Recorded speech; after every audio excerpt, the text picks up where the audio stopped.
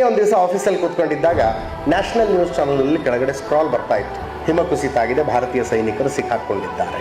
ಸ್ವಲ್ಪ ಹೊತ್ತಾದ್ಮೇಲೆ ಕೆಳಗಡೆ ಆ ಸೈನಿಕರ ಹೆಸರುಗಳು ಬರೋದಕ್ಕೆ ಶುರುವಾಯಿತು. ಹೆಸರುಗಳನ್ನು ನೋಡಿ ನಾನು ಬರ್ಕತಾ ಇದ್ದೆ. ಒಂದು ಹೆಸರು ಬಂದಾಗ ಸಡನ್ಲಿ ಸ್ಟ್ರಕ್ ಆದೆ ನಾನು. ಹನುಮಂತಪ್ಪ ಕೊಪ್ಪೋದ್ ಅಂತ ಬಂತು. ಇವಾಗ ಮೈ ಕ್ಲಾಸ್ಮೇಟ್ ಹನುಮಂತಪ್ಪ ಕೊಪ್ಪೋದನ ಜೊತೆ 9th 10th ನಾವು ಒಟ್ಟೊಟ್ಟಿಗೆ ಓದಿದ್ವಿ ಹೈಸ್ಕೂಲ್ನಲ್ಲಿ. ತುಂಬ ಸಾಧಾರಣ ಅಂದರೆ ತುಂಬ ಸಾಧಾರಣ ಹುಡುಗ.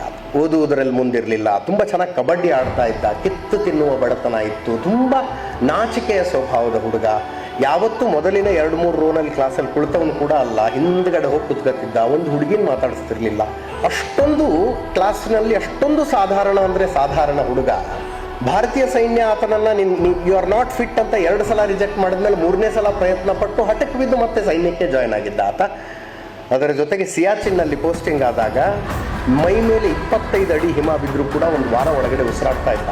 ಅಂದರೆ ಹೈಸ್ಕೂಲ್ನಲ್ಲಿ ನಮ್ಮ ಕ್ಲಾಸ್ನಲ್ಲಿ ಸಾಮಾನ್ಯರಲ್ಲಿ ಸಾಮಾನ್ಯನಂತಿದ್ದ ಹುಡುಗನೊಬ್ಬನೊಳಗೆ ಅಂಥದ್ದೊಂದು ಶಕ್ತಿ ಇತ್ತಲ್ಲ, ಅಂಥದ್ದೊಂದು ಶಕ್ತಿ ಇತ್ತು. ಸುಮ್ಮನೆ ಅಲ್ಲ, ವಾರಗಟ್ಟಲೆ 25 ಅಡಿ ಹಿಮವನ್ನು ಬೆನ್ನ ಮೇಲೆ ಕಟ್ಕೊಂಡು ವಾರಗಟ್ಟಲೆ ಉಸಿರಾಡ್ತಾ ಇರೋದು.